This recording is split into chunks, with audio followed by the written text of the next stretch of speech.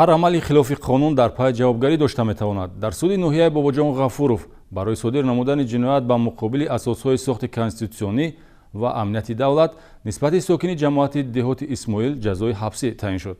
таваҷҷӯҳ кунед ба гузориш аз мурофиаи судӣ. Дар суди ноҳияи Бобоҷон Ғафуров зимни мурофиаи судии гунаҳкории сокини ҷамоати деҳоти Исмоил Ҳамза Алиеви ноҳия Анурқулов Зафарҷон Бахтиёрович соли таваллудаш 1990 дар асоси ду моддаи кодекси ҷиноятӣ 187 ва 307 иловаи 3 тасдиқ ёфт. Далелҳои зимни тафтиши пешакӣ ҷамъоваришуда маълум намуд, ки судшаванда қасдан ҷиноят ба муқобили асосҳои сохти конститутсионӣ ва амнияти давлатро содир намудааст.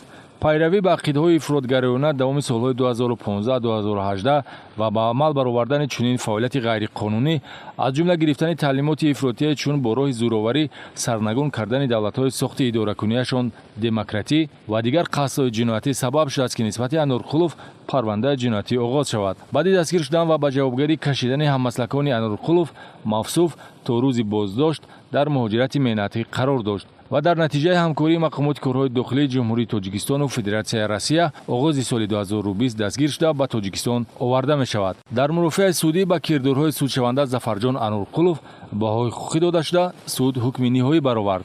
ҷазои ниҳоӣ нисбати Анурқулов Зафарҷон аз рӯи маҷмӯи ҷиноятҳо барои қисман зам кардани ҷазои таъиншуда ҷазои маълум сохтан азодӣ ба муддати 9 сол дар калони ислоҳӣ дорои низомаш пурзур таъин карда шавад.